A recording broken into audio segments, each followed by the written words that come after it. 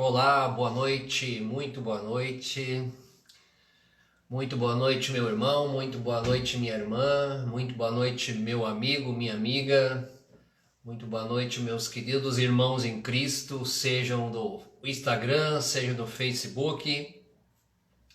Estamos começando mais uma transmissão aí nessa quarta-feira, nessa abençoada quarta-feira aí, meus irmãos.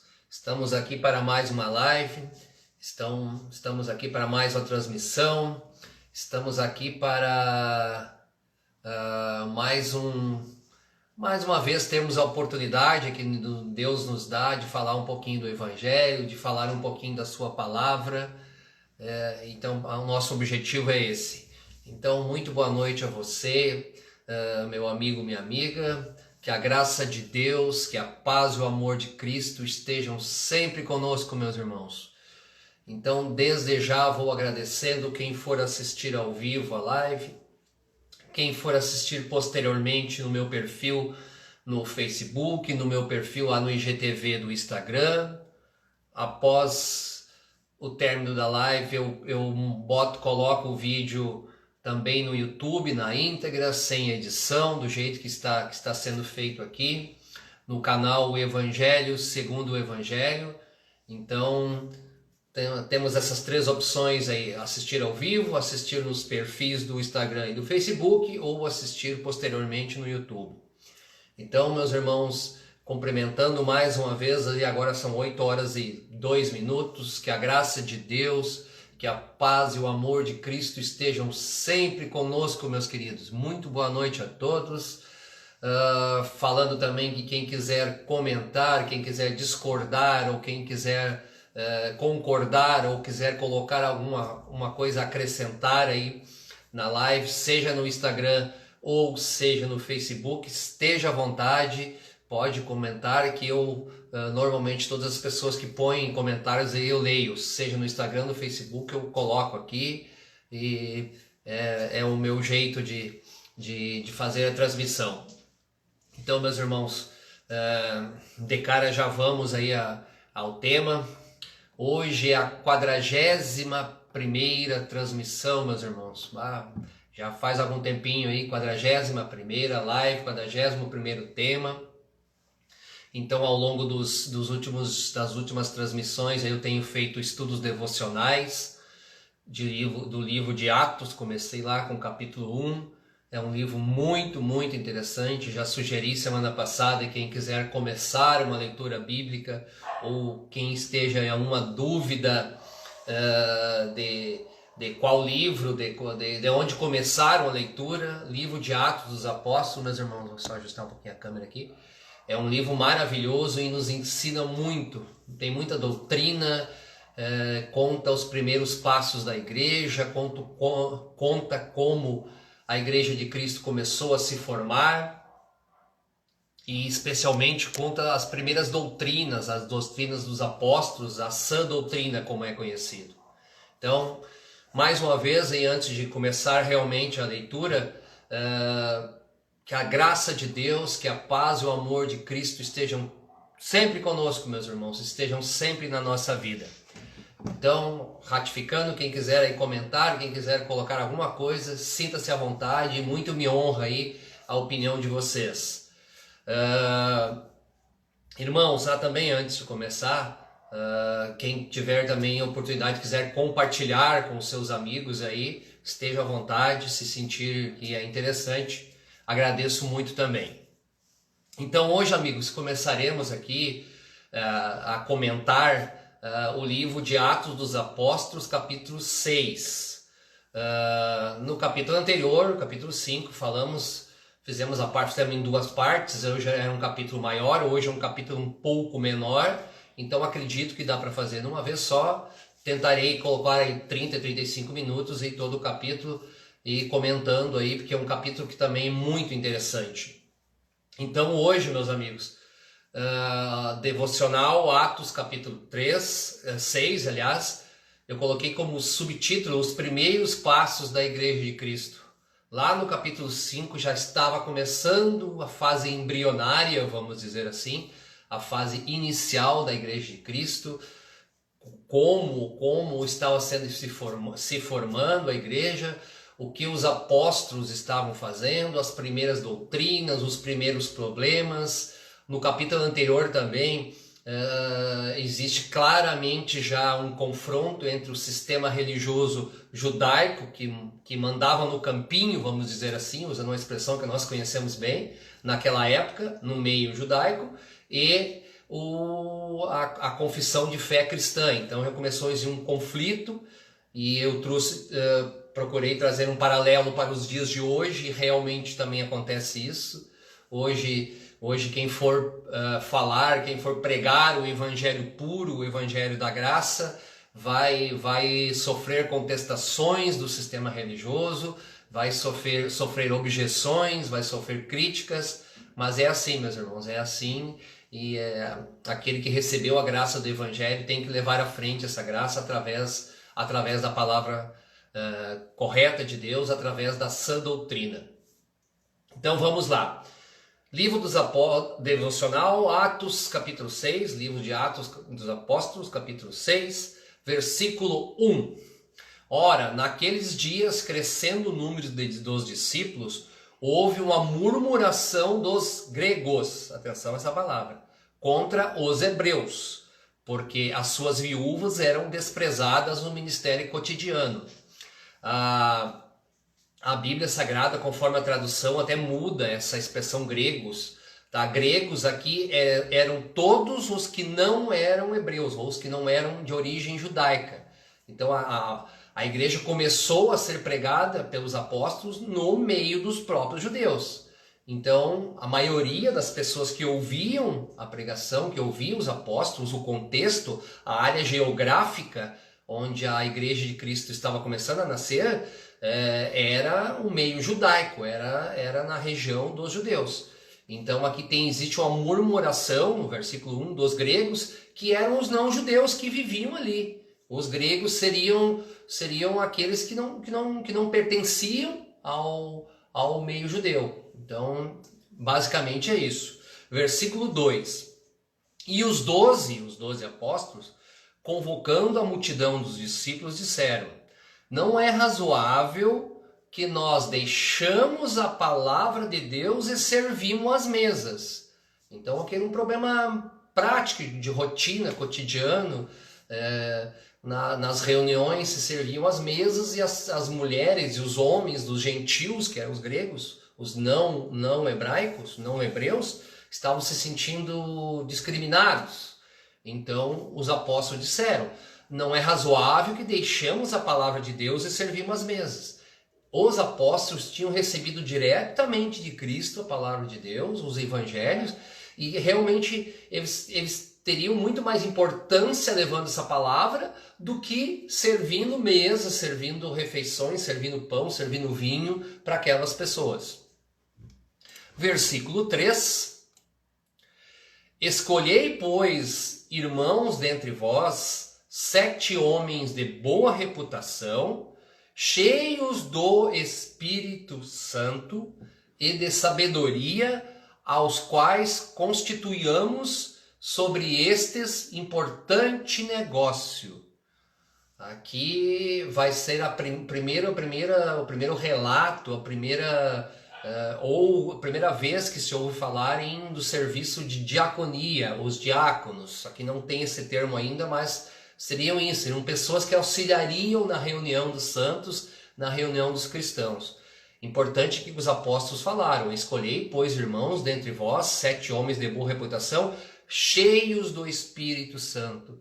Quantas vezes aqui nas minhas transmissões, meus amigos, minhas amigas, eu falei: aquele que é de Cristo, aquele que serve a Cristo, aquele que foi achado pela graça de Cristo, é sempre cheio do Espírito Santo.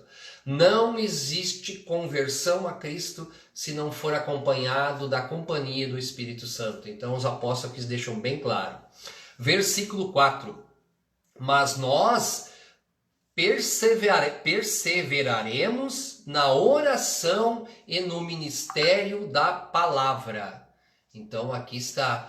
Então qual era a ocupação dos apóstolos? Orar e ministrar e falar e pregar a palavra. O que era a palavra? Era o evangelho, era o que a mensagem que Cristo deixou para eles. Simples, meus irmãos. Então é isso.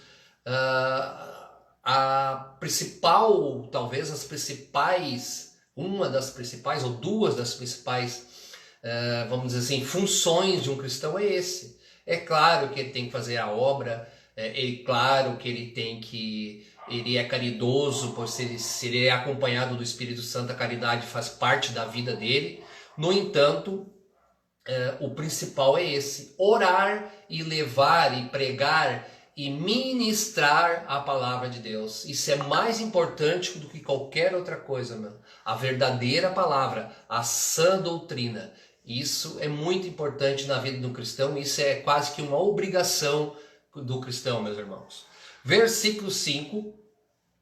E este parecer contentou toda a multidão, e elegeram Estevão. Atenção a esse nome. No próximo capítulo, capítulo 7, na próxima transmissão, falaremos muito desse rapaz, desse jovem Estevão. Tá? Não darei detalhes para não antecipar o que eu vou falar no próximo domingo, meus irmãos.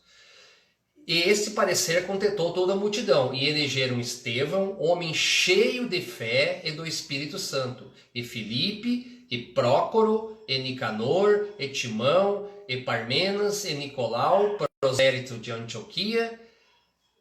Esse é o versículo 5. Então esses 7 foram escolhidos para o serviço, para ajudar, dentre eles Estevão, que veremos bastante no próximo capítulo a respeito dele.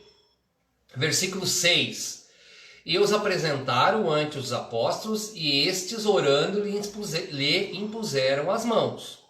E crescia a palavra de Deus, e em Jerusalém se multiplicava muito o número dos discípulos, e grande parte dos sacerdotes obedecia à fé. Aqui, meus irmãos, esses dois versículos daria esse versículo com esses dois destaques daria uma live inteira de 1 hora, meus irmãos. E crescia a palavra de Deus. E crescia o quê? A palavra de Deus. A palavra de Deus, a genuína palavra de Deus, o evangelho genuíno, é como você tentar assegurar ele, tentar impedir que ele se alastre, é como colocar água entre a mão ou colocar areia fina dentro da mão. Vai vazar, vai sair, vai se espalhar. Então, meus irmãos, a palavra de Deus, a genuína, a verdadeira, aquela que é fiel às Escrituras, aquela que é fiel ao Evangelho, ela se alastra mais que fogo em palha seca, meus irmãos. Então não tem como impedir. Por isso que o versículo diz: crescia a palavra de Deus, crescia a palavra de Deus. E em Jerusalém se multiplicava muito o número dos discípulos, e grande parte dos sacerdotes obedecia à fé. Olha aqui assim, muita importância para essa frase, meus amigos. E grande parte dos sacerdotes obedecia à fé. Quem eram os sacerdotes? Eram os fariseus, meus amigos. Eram os sacerdotes hebreus, eram os sacerdotes judeus, eram os sacerdotes que viviam pela lei, pois antes de Cristo não tinha o evangelho. Então é a lei que importava. Era a lei que importava para os judeus. Então, essas pessoas, eles tinham uma concepção de Deus, uma concepção de fé, uma concepção de salvação muito oposta ao que o Cristo deixou. Mas mesmo assim, o poder da palavra de Deus se fez presente na vida deles, meus irmãos. A ponto de esses sacerdotes que eram fariseus, que eram sacerdotes judaicos, se converterem, a ponto de abandonarem a sua lei e seguirem o evangelho da graça de Cristo. Meus amigos, minhas amigas, meus irmãos, minhas irmãs, infelizmente, meus irmãos, hoje, no meio cristão, hoje, no século 21, ano 2020, ainda vemos muitas denominações, muitas pessoas de confissão cristã se apegando ao evangelho da lei e tentando criticar, tentando sucumbir o evangelho da graça. Isso é abominável, meus irmãos. Isso é heresia. Isso vai contra a palavra de Deus, vai contra a Bíblia. Só existe um evangelho que o Cristo deixou para nós, o evangelho da graça. O evangelho das leis não existe. Leis era do sistema judaico, é o sistema judaico, é a religião judaica que condenou o Cristo, que o repudiou, que o castigou, que o colocou numa cruz. Então, isso era a lei morreu com Cristo, a lei não existe mais. A lei só veio provar para o homem que o homem era incapaz de cumprir a própria lei. A única finalidade da lei para o homem é essa. Então, meus irmãos, não existe salvação na lei, não existe salvação em tentar obedecer à lei de Deus, à lei judaica. Tá? A salvação está em Cristo. Nós somos incapazes de cumprir todas as leis de Deus. Podemos até por alguns momentos cumprir algumas, mas não todas. Nós somos incapazes porque nós somos fracos, porque o mal está em nós, porque a natureza humana é distanciar-se de Deus. Então, por isso que veio Cristo. Por isso que Cristo veio na cruz, mesmo não sendo pecador, mesmo não tendo pecado, ele se fez pecado por nós, para que nós conseguíssemos a graça da salvação. Então, meu amigo, aquele que prega salvação pela lei, por obras, está negando a eficácia da obra de Cristo na cruz. Cuidado, meu irmão, não caia nessa armadilha. Se você atribui a si mesmo a salvação, se você atribui aos seus próprios méritos, ao cumprimento da lei, você está negando que Cristo morreu na cruz eficazmente por nós. Cuidado, cuidado. O discernimento da palavra nesse momento é muito importante. Continuando, meus irmãos. Que versículo maravilhoso esse. Daria uma live só aqui. Versículo 8.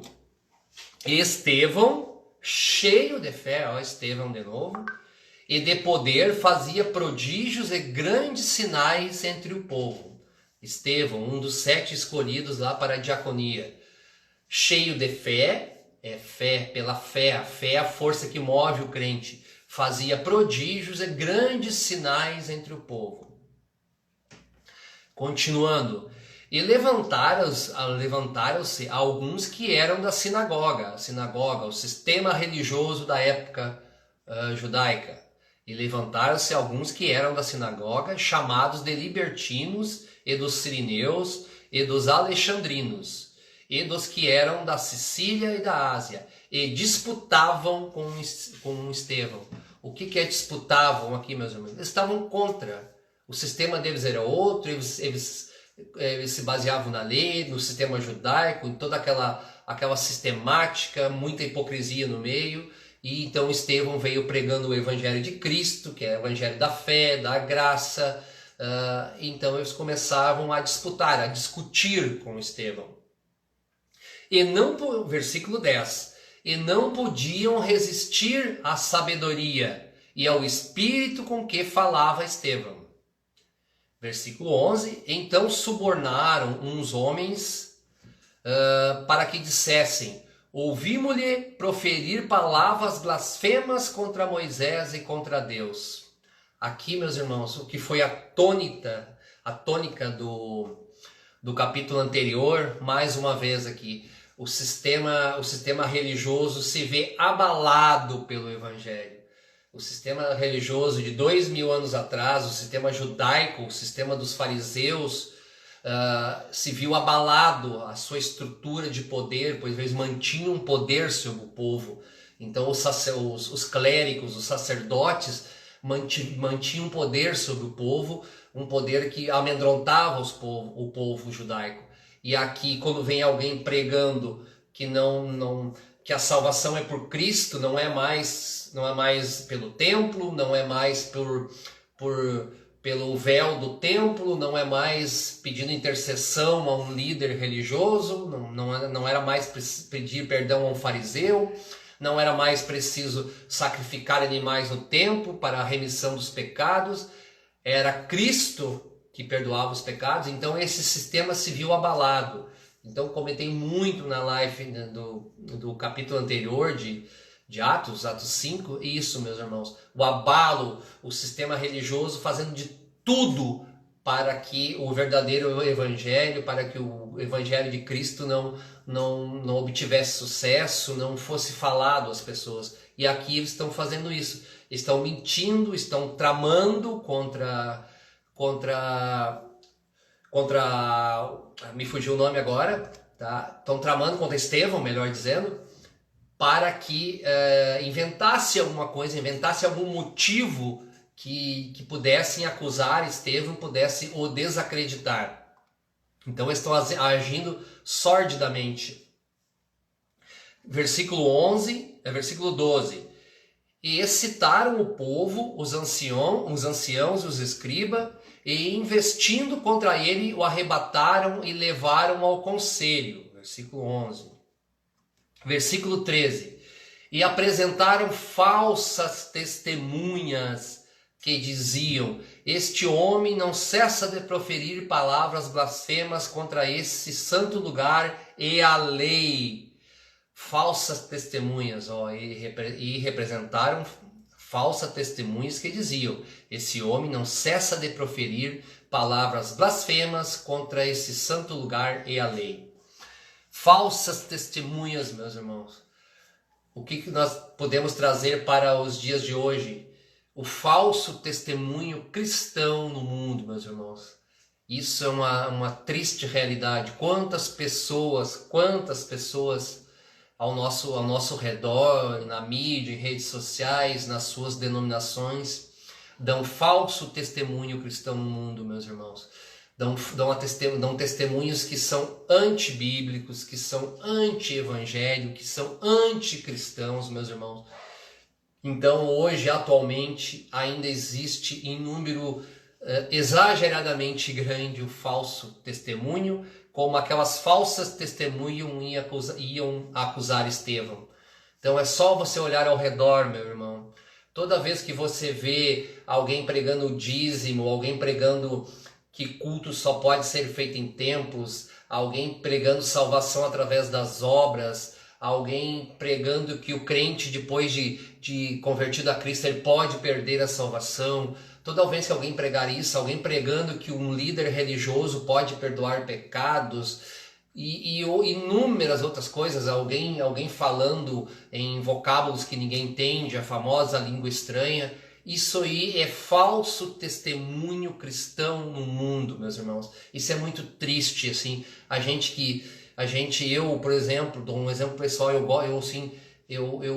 procuro respirar o evangelho, eu tomei como norte da minha vida, eu tento entender, eu tento ler, eu peço orientação espiritual ao Espírito Santo, e assim, entristece muito ver esse falso testemunho, essa falsa igreja de Cristo. Essas pessoas deveriam estar dando um verdadeiro testemunho do Evangelho, da graça de Cristo. No entanto, elas dão um testemunho falso, elas distorcem totalmente para a esquerda, para a direita, para cima, para baixo o Evangelho de Cristo, para o seu próprio interesse, para a sua própria comodidade. Então esse é o falso testemunho cristão no mundo hoje. Infelizmente, a cristandade está tomada disso, meus irmãos. Já tinha falsos testemunhos lá há 2000 anos para acusar Estevão, para levá-lo à morte, e o falso testemunho perdura desde 2000 anos atrás até hoje. Então, o falso testemunho está arraigado, está no meio cristão, dando os seus resultados, dando péssimos resultados, melhor dizendo. Continuando. Já estamos quase no fim do capítulo, meus irmãos. Esse capítulo é curto. Hoje nós vamos conseguiremos terminar em 30 minutos aí. Versículo 14. Porque nós ouvimos dizer que esse Jesus Nazareno há de destruir esse lugar e mudar os costumes que Moisés nos deu. Então, eles estão acusando Estevão de pregar a Cristo, e Cristo tinha dito que em 3 dias, isso muita gente não entende essa passagem da Bíblia, meus irmãos, mas é importantíssimo nós analisarmos o contexto, interpretarmos o que Cristo tinha dito lá atrás, que em 3 dias ele derrubaria aquele templo e que em 3 dias reconstruiria. Então os fariseus, as lideranças, ficaram atônitos, mas como ele vai derrubar o templo de Jerusalém e em 3 dias reconstruir? Como ele fará isso? Então, meu amigo, o que o Cristo quer dizer? Ele, ao morrer na cruz por nós, ele destruiu a importância do templo. Nós passamos a ser o templo e Cristo passou a ser o caminho entre nós e Deus. Antes de Cristo, o judeu tinha que ir no templo, pedir remissão dos pecados, pedir orar, falar com os fariseus, falar com os líderes religiosos que estavam lá no templo. Dentro do templo existia o santo, que só os sacerdotes entravam. Num lugar mais restrito ainda existia o Santo dos Santos, que só o sumo sacerdote de Israel conseguia entrar. Tudo isso dentro do templo. Então, as pessoas não conseguiam acesso, os judeus não conseguiam acesso a uma oração direta com Deus. Era através de todo esse caminho longo no templo. O que Cristo quis dizer que é, com a sua morte na cruz, ele levando todos os pecados das pessoas, de nós, ele destruiu o templo, que a partir de Cristo, o templo de Jerusalém perdeu o seu sentido, então ele destruiu. E disse que o reconstruiria em 3 dias, a sua ressurreição. Quando Cristo ressuscitou, o templo realmente estava erguido de novo em 3 dias. Ele, ao morrer, destruiu o templo de Jerusalém, ele ficou sem utilidade, sem sentido. Em 3 dias ele ressuscitou e passou a ser o único intercessor entre nós e Deus. E nós passamos a ser o templo de Deus. Então, Paulo já fala lá, se não me engano em Gálatas, não me recordo agora. Não sabeis vós que vós sois o templo do Espírito Santo? Então nós somos o templo de Deus. Eu sou o templo de Deus, você é templo de Deus, nós somos o templo onde habita o Espírito Santo. Todo aquele que crê em Cristo é templo do Espírito Santo, é templo de Deus. Todo aquele, isso é simples. E então por isso que eles acusaram Estevão de pregar a Cristo, que disse essas palavras aí. Realmente aconteceu, ele destruiu o sentido do templo. Em 3 dias, com a sua ressurreição, ele reconstruiu um novo templo. E os fariseus, os judeus da época, não entenderam nada daquilo lá. Versículo 16, agora, meus irmãos, que é o último versículo, então encerraremos aqui 8 horas e 28 minutos, estamos terminando cedo hoje. Então todos que estavam assentados no conselho, fixando os olhos nele em Estevão, viram o seu rosto como o de um anjo. Aqui também uma mensagem muito importante no último versículo, meus irmãos. Eu já fiz 2 lives desse assunto específico. Como se comportava naquele momento Estevão, como viriam a comportar-se depois os apóstolos toda vez que as autoridades, que os soldados romanos, que os líderes fariseus mandavam os castigarem, mandavam prendê-lo, mandavam até a morte posteriormente. Veremos nos outros livros de Atos. Então, como eles reagiam? Eles lutavam, eles reuniam um monte de pessoas, iam para a rua protestar. Eles faziam oração para que Roma se convertesse, para que o mundo romano se convertesse a Cristo. Eles pegavam espadas, eles faziam protesto. Como eles reagiram? Não, eles ficavam ordeiramente, obedeciam às autoridades ali, mesmo aquelas autoridades ali eram autoridades permitidas por Deus, porque toda autoridade é permitida por Deus, seja ela ruim ou seja ela boa, é uma autoridade que Deus permitiu existir. Então aquela pessoa que chegou à autoridade, Deus assim permitiu, ou mesmo que ela seja má, mas o desígnio de Deus é esse. Então, meus irmãos, aqui é um bom aprendizado. Então, Como o cristão deve reagir ao mundo? O cristão não deve interferir em sistema político. Daquela época os apóstolos já não fizeram. O Senhor Jesus não o fez, aceitou calmamente, ordeiramente a sua prisão, a sua sentença. Ele não reagiu. Ele mesmo disse que se ele quisesse chamava uma legião de anjos para defendê-lo. No entanto, ele se submeteu porque as autoridades eram instituídas por Deus. O que se vê hoje no meio cristão, meus irmãos? Os cristãos se envolvendo com política, líderes religiosos famosos se envolvendo com política, querendo mudar o mundo, fazendo convites para jejum coletivo, para orar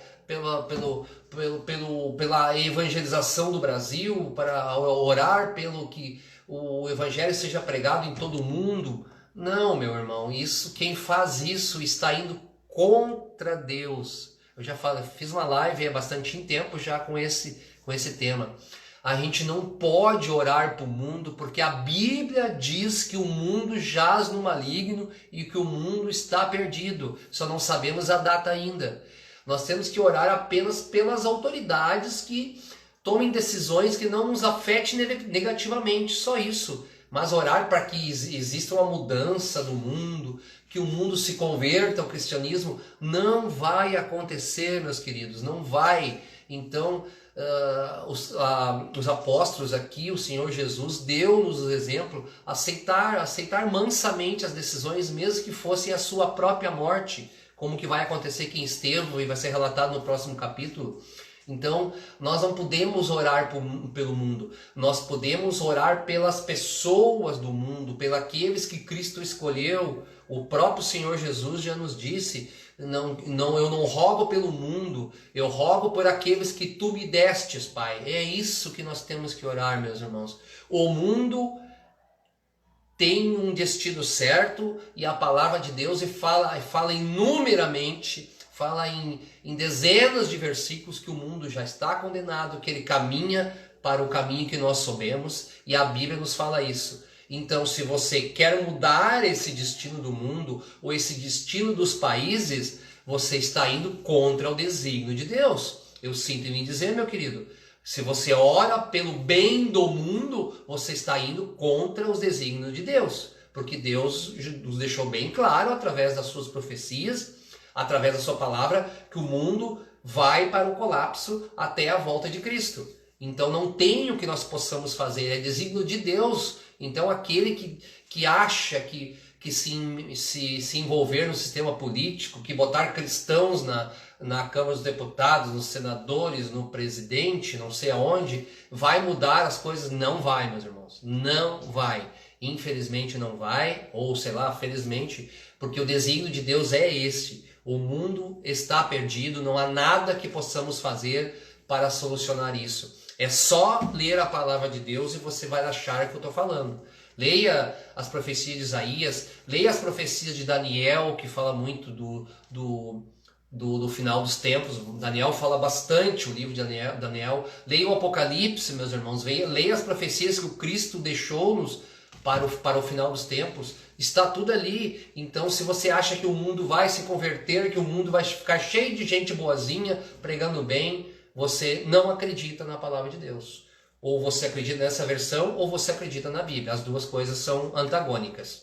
Então, o que eu queria dizer é isso. Estevão aqui, seu rosto parecia um anjo diante dos seus acusadores. Ele não gritou, ele não convocou seus amigos para fazer uma passeata de protesto na frente do palácio, na frente do templo, uma passeata de protesto contra os fariseus. Ele aceitou ordeiramente o seu destino. Por quê? Porque ele sabia que ele estava do lado de Cristo e ele sabia, a sua fé assim o definia, a sua fé assim lhe dava forças. Então, meus irmãos, a última mensagem desse capítulo é essa. Não vamos querer interferir no que Deus tem para o mundo. Oremos pelos nossos irmãos, oremos pelas autoridades, mas o mundo não... Nós somos turistas. O mundo e as coisas que tem no mundo não pertencem aos que são de Cristo, tá? Não pertence. O que tem no mundo, as coisas do mundo, não pertence aos que são de Cristo. Nós somos aqui turista e nem nós mesmos pertencemos a esse lugar. O nosso destino, a minha fé, a sua fé, diz para nós que o nosso destino é a companhia maravilhosa de Cristo. Nós não somos daqui, não é a nossa morada definitiva. Esse mundo cheio de maldade, de perversão, esse mundo cheio de coisas erradas, esse mundo cheio de indiferenças, esse mundo cheio do mal, não é nosso lugar. Não podemos nos apegar demais a esse mundo. O nosso lugar, o nosso destino, o destino da Igreja de Cristo, o destino daqueles que são de Cristo é um destino celeste, é ao lado, é na glória, junto com o Senhor Jesus. Muito bem, meus irmãos, 8 horas e 36 minutos, estamos encerrando mais essa transmissão. Esse capítulo aí, o capítulo 6 de Atos dos Apóstolos, é mais curto um pouco. Conseguimos comentar, conseguimos trazer mensagens que cada versículo nos proporciona. Então, fico muito contente aí. Então, desde já vou agradecendo quem assistiu ao vivo, quem for assistir posteriormente, no perfil do Instagram, no perfil do Facebook, quem for assistir posteriormente no YouTube também, daqui a pouquinho estarei colocando esse vídeo na íntegra. Agradeço muito, quem quiser compartilhar também, agradeço também. E domingo estaremos aqui no mesmo horário, se Deus quiser, com o capítulo 7 de Atos dos Apóstolos, que falaremos muito do primeiro mártir da igreja, que foi o próprio Estevão, que está aqui sendo citado nesse capítulo. Muito obrigado então a você, meu irmão, minha irmã, meu querido amigo, minha querida amiga, meu irmão em Cristo. Que a graça de Deus, que a paz e o amor de Cristo estejam sempre conosco. Muito boa noite.